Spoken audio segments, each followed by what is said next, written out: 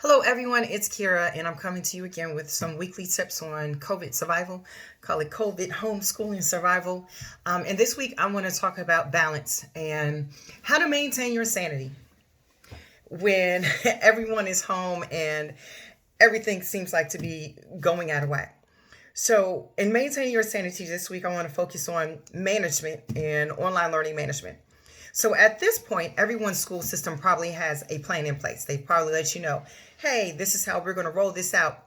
Or you're already in your plan of how to roll this out, and everybody is having assessments and learning and everything online through Canvas, through Seesaw, through Nearpod, through whatever the mode may be. And so there's some things that I realized, like, it sounded great, everybody being at home and everybody being online. But then what do you do when you have multiple children and you yourself have to work online? How do you manage everybody having to be online at the same time for live classes, or everyone having to turn in everything at the same time? So how do you manage that? So my tips for the week: breathe, reach out, do what you can, and write it out.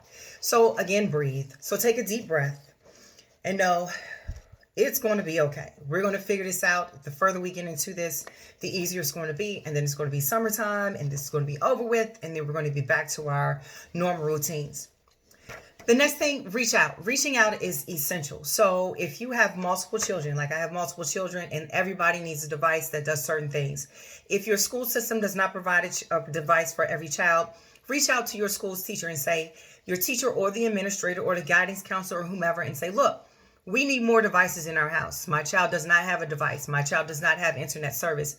My child does not have a printer. So these are the things that we need in order for us to complete our assignments. Also, it's highly important that if you have a child that has a 504 or an IEP plan, that you make sure that you reach out to your child's caseload manager and you ask specifically, how are my child's accommodations going to be met? How are my child's learning needs are going to be met during this time of distance learning?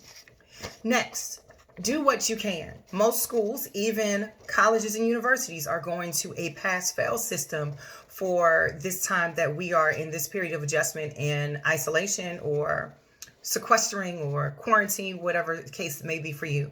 So do what you can. Do all that you can, but do what you can, and do understand that people are going to be understanding as long as you send a note like, hey, I tried to get all these things done, but it was just almost impossible for me to get everything done for every child this week.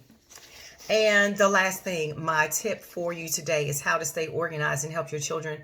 Write it out. Have your children write it out so that they are taking ownership for their daily schedule.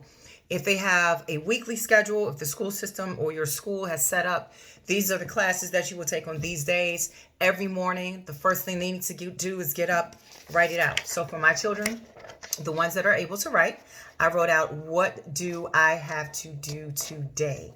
That includes household chores, that includes online lessons. So they have to go in and they have to list the times. Oh, I have dance at 5. I have French at 2. I have social studies at 1. I have English at 9 o'clock in the morning. And that'll be essential for you to maintain your sanity and for them to take ownership and understand that everybody has to work together for this. I myself, I have made a master schedule of everybody's everything just so that I can keep it together myself and say, this is what we have to do on a daily basis. I do have some color-coded ones. I do have a color-coded schedule for my younger learners in my household. And it just, post them around, post them up. Here's another one. So just post them up and say, hey, this is what we're doing and this is how we're going to get it done. So again, the tips that I have, they're very simple, but they are essential. Breathe, reach out, do what you can, and write it out. And those are my tips for this week. And I hope that you have a great week and that you are adjusting to everyone being in the same space and you were able to find ways to make this work for you.